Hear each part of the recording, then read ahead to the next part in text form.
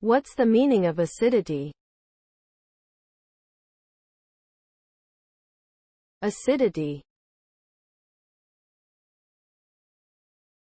Acidity. Acidity. Acidity. Acidity. In chemistry, acidity is a measure of how much hydrogen ions, H+, are present in a solution.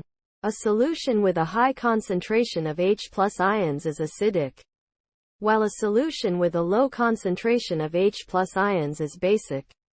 The pH scale is a measure of acidity, with a pH of 7 being neutral, a pH below 7 being acidic, and a pH above 7 being basic. Acidity can have a number of effects on the environment and on human health. For example, acidic rain can damage trees and other plants, and it can also pollute lakes and rivers.